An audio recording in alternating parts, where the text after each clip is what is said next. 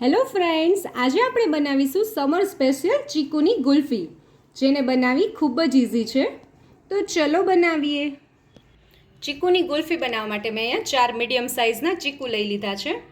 3 tablespoon જેટલી મેં ખાંડ લઈ લીધી છે. 1/4 કપ જેટલું મેં જે ઘરની મલાઈ હોય એ જ લીધી છે. 1/4 કપ જેટલું દૂધ લીધું છે. આ રેગ્યુલર દૂધ છે, કોઈ મેં ફેટવાળું દૂધ નથી લીધું.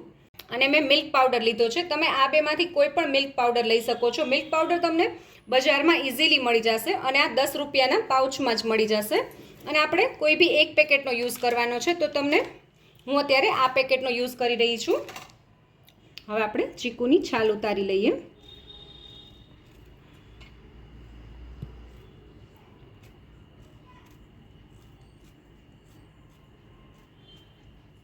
હવે આપણે ચીકુના પીસ કરી લઈએ.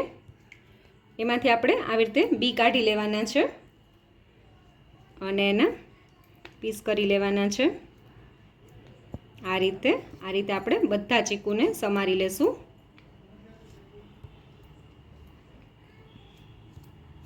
હવે સૌથી પહેલાં આપણે મિક્સર જારમાં ચીકુને એડ કરી દેશું. એની સાથે જ આપણે ખાંડ એડ કરી દેશું. તમે ખાંડ તમારી ટેસ્ટને અકોર્ડિંગ પ્લસ માઇનસ કરી શકો છો. ચીકુ સ્વાદમાં ગળ્યા જ હોય છે, એટલે મેં આટલી જ ખાંડ એડ કરી છે. અને એની સાથે આપણે મિલ્ક પાવડર બી એડ કરી દેશું. અને હવે પહેલાં આપણે આ ક્રશ કરી લઈએ. હવે આપણે ચીકુની પ્યુરી રેડી થઈ ગઈ છે, તમે જોઈ શકો છો. અને હવે આપણે આમાં મલાઈને એડ કરી દેશું. તમારી પાસે જો મલાઈ ઘરની અવેલેબલ ના હોય તો તમે જે બજારમાં ફ્રેશ ક્રીમ મળે છે એ બી એડ કરી શકો છો. 8 થી 10 કાજુને બી ક્રશ કરી શકો છો. દૂધ બી એડ કરી દઈએ.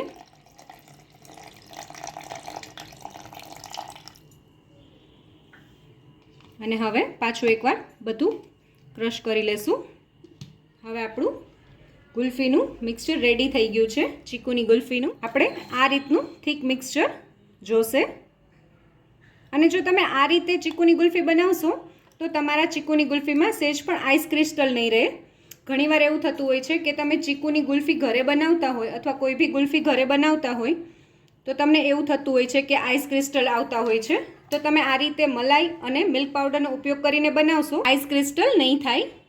હવે લાસ્ટમાં આપણે આપણા જે ગુલ્ફીનું મિક્સચર છે એમાં થોડા કાજુના નાના નાના ટુકડા એડ કરશું. એ નાખવા ઓપ્શનલ છે, જો તમને પસંદ ના હોય તો તમે એ સ્કીપ કરી શકો છો. અને હવે આપણે આ ચીકુની ગુલ્ફીનું મિક્સચર મોલ્ડમાં ભરી લઈએ. તમે ગુલ્ફી કોઈ પણ મોલ્ડમાં ભરી શકો છો. આ રીતે એલ્યુમિનિયમનું મોલ્ડ આવે એમાં બી કરી શકો છો. આ રીતે જે પેપર કપ આવે એમાં બી કરી શકો છો. આ રીતના બી પેપર કપ આવતા હોય. અને આ રીતનો પ્લાસ્ટિકનો ગ્લાસ બી તમારી પાસે અવેલેબલ હોય તો તમે એમાં બી ગુલ્ફી કરી શકો છો. અને પ્લાસ્ટિકનું બી ગુલ્ફી મેકર આવે છે, તમે એમાં બી બનાવી શકો છો. તો હવે આપણે ગુલ્ફીનું મિક્સચર ભરી લઈએ. આપણે આમાં ભરી લેશું આપણી ગુલ્ફીને.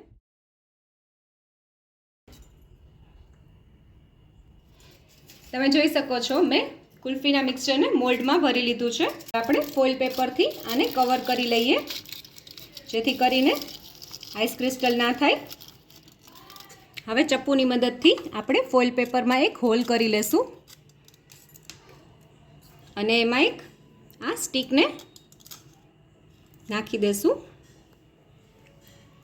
અને આ જ રીતે આપણે બધા મોલ્ડને રેડી કરી લઈએ. તમે જોઈ શકો છો આપણી ગુલ્ફીનું મિક્સચર મેં બધા મોલ્ડમાં ભરી લીધું છે. અને હવે આપણે આપણી ગુલ્ફી મોલ્ડને ફ્રીઝરમાં રાખી દઈશું.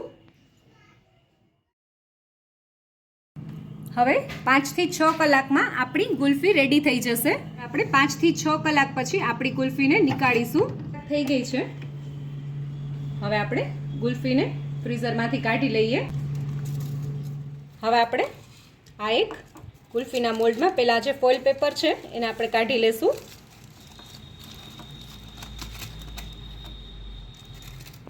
તમે જોઈ શકો છો આપણી ગુલ્ફી સરસ થઈ ગઈ છે, જામી ગઈ છે.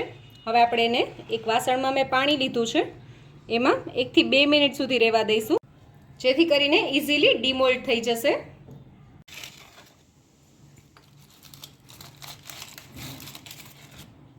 બે મિનિટ જેવો સમય થઈ ગયો છે. હવે આપણે હળવા હાથે ગુલ્ફીને કાઢી લઈશું. તો તમે જોઈ શકો છો ઇઝીલી ડીમોલ્ડ થઈ ગઈ છે આપણી કુલ્ફી. અને આ જ રીતે આપણે બાકીની 2 ગુલ્ફીને પણ કાઢી લેશું.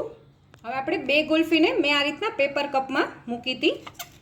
એના માટે આપણે પહેલાં આ ફોઇલ પેપર છે એ કાઢી લઈશું.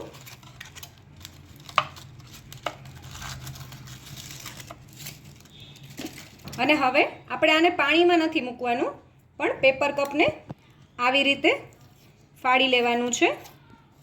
તમે જોઈ શકો છો કે આ ખૂબ જ ઇઝી રીતે આપણી કુલ્ફી નીકળી ગઈ છે. તમે જોઈ શકો છો. અને એ જ રીતે આપણે આ બીજી ગુલ્ફીને પણ નીકાળી લેશું. આપણે બાકીની 2 ગુલ્ફીના મોલ્ડને પણ પાણીમાં રાખી દીધા હતા. તમે જોઈ શકો છો એ બી સરસ રીતે નીકળી ગઈ છે આપણી ગુલ્ફી. એક મેં આ રીતના શોર્ટ્સના કપમાં પણ ગુલ્ફીને જમાવીને રાખી હતી અને એને બી મેં થોડી વાર પહેલાં જ પાણીમાં રાખી હતી. તો હું તમને એ કાઢીને બતાવું છું. તમે જોઈ શકો છો.